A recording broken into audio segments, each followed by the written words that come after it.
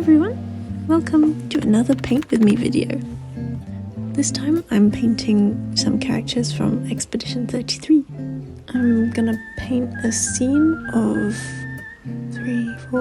5 of the characters, Monoco, Noco, Maelle, Esquie and Verso. But first I'm sharpening my very, very teeny tiny pencil. It's so small, look at it. Look, it's Esquie!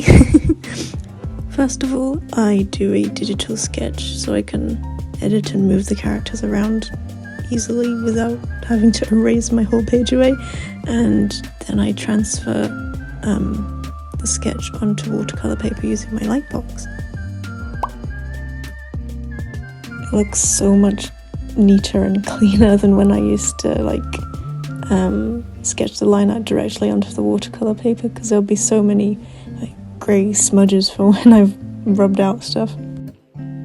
For landscape type watercolor paintings or ones with a big background, I've been doing a wash of a warm orange or yellow to set a nice warm undertone for the overall painting.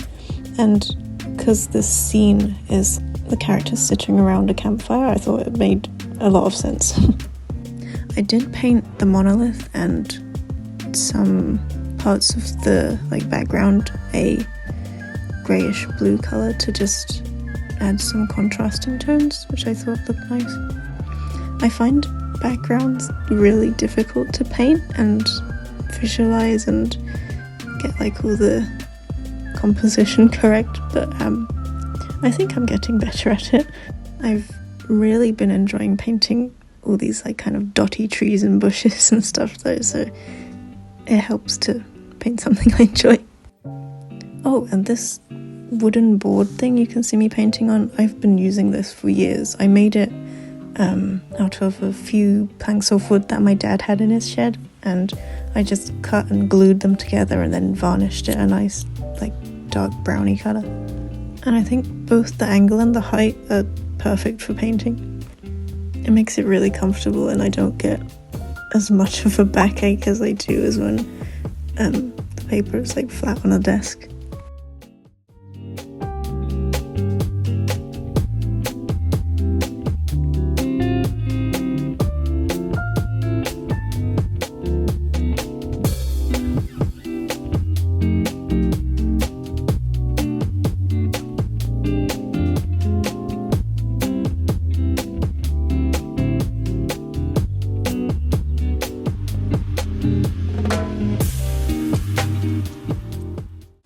Oh, hello, it's me.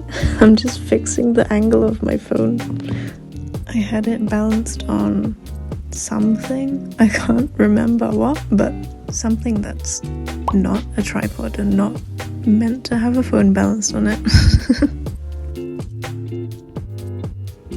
I tried to edit together a longer video, one that's longer than 10 minutes, so let me know what you think. Do you like the voiceovers? Do you like longer or shorter videos? Or let me know anything, because I'm still really new to this, so I don't really know what works best or whatever.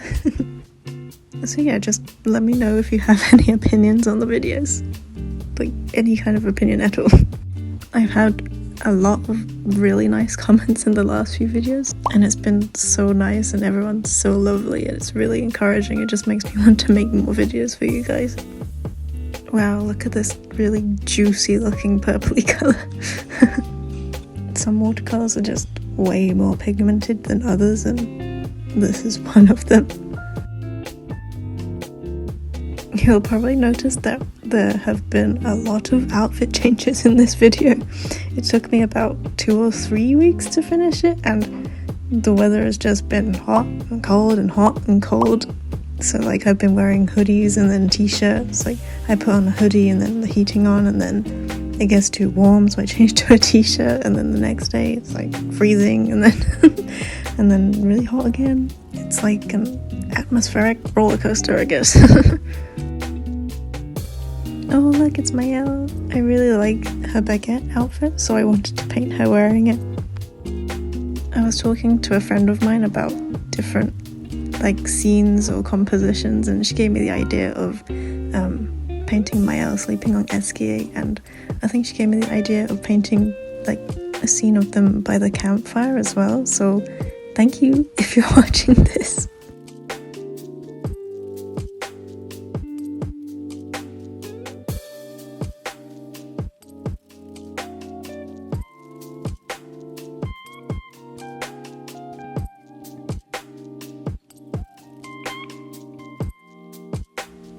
I was really trying to figure out what on earth was going on with Verso's outfit.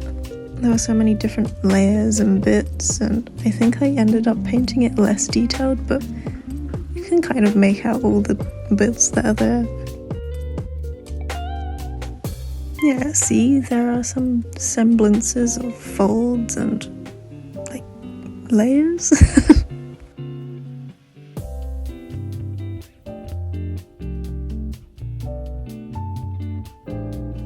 I really enjoyed painting Monoco the most. He was my favourite character in the game besides Esquie. I really liked his personality, and I think it's his theme, like the really cool kind of one with electric guitars, I think, if I'm remembering correctly. I also just really like painting fur. Like whenever a character has like a fur trim or a fur coat or something, I'm like, ooh yes, this will be fun.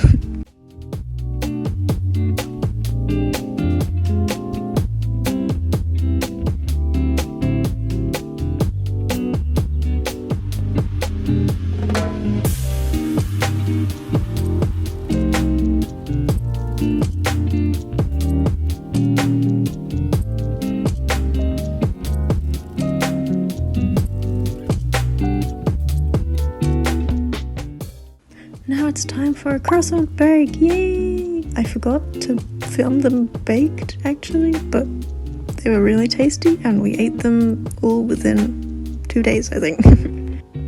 It's a new day again here. See, look, I'm wearing a hoodie and I'm getting my paints out again. And I think my boyfriend was either talking to himself or making weird noises. That's why I'm laughing so much, because he didn't realise I was vlogging. I think these colours I'm showing you are the ones that I was using consistently throughout the painting, and the ones I used to paint Noco and like the brownie parts. So I used burnt umber, Van Dyke brown, cadmium deep red, and also Davies grey and grey of grey for like the background grey parts and like Monoco's fur. As always, I'll link all of my materials down in the description box, and it's like an Amazon storefront link thingy I have, and it shows like all my paper and all my paint supplies and brushes, and I think there's a category I made for convention supplies, which might be useful to some people. I'm using the tiniest palette I have, I think, because my other palettes were full. Like, I have 2 bigger ones, and I just didn't want to wash them because it's so, like, tedious to get all the colour out.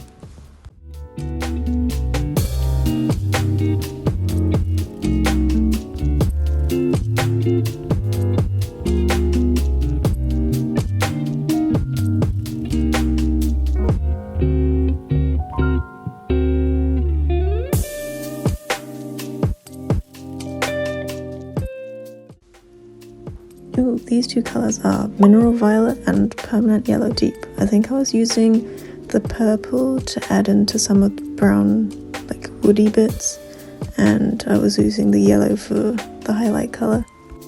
I think the highlight colour I used for Noco ended up being too bright. It might have been this colour actually, but Noco just looks like he's glowing. So I'll try and edit that for when I make prints of this painting. And speaking of, I should have the prints up by the time this video goes live. So if you go onto casualrabbit.com or my Etsy in the description, you should be able to get prints there.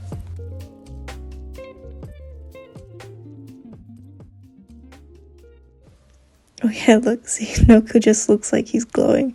I guess it kind of makes sense because Monoco looks like he's trying to hold him back or like make him be careful so that he doesn't burn by getting too close to the fire. But yeah, I'll tone that down when I make the prints. I do edit the colours a lot when I make the prints anyway, so I'll just put some kind of filter or tone down the orange on Noco specifically.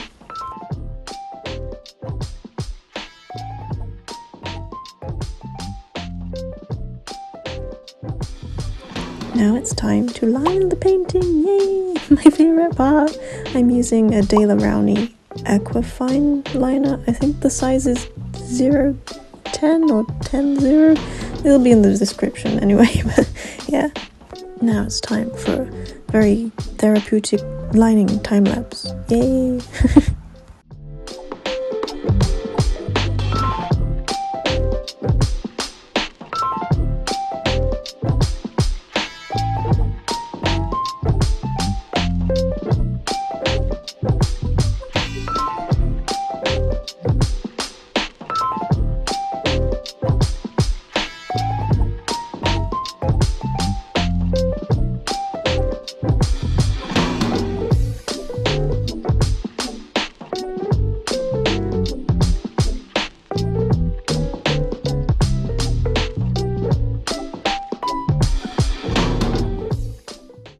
I'm ending the music time-lapse to show you this very pretty hair curl I did on Verso. Look how nice it is. And now I'm gonna carefully paint his eyebrow and his eyes.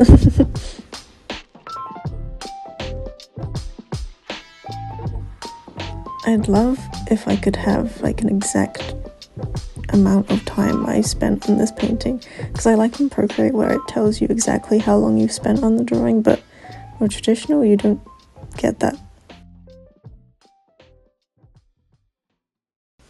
I think I added like a woody texture to Esquie's face as well, and I also added a few extra hair strands onto Monoco's fur, and I added a woody texture onto like his arms and all his limbs and stuff.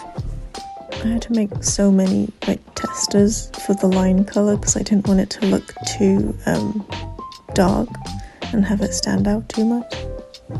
Wow, Maelle looks so peaceful here. Look at her. She looks so happy. This is like the ending I wanted. Although I did add a bunch of gommage petals to add a bit of depressingness, I suppose. Oh, and here I'm painting Monoco's like face drawings, and I didn't realise he had two circles that looked like eyes on him.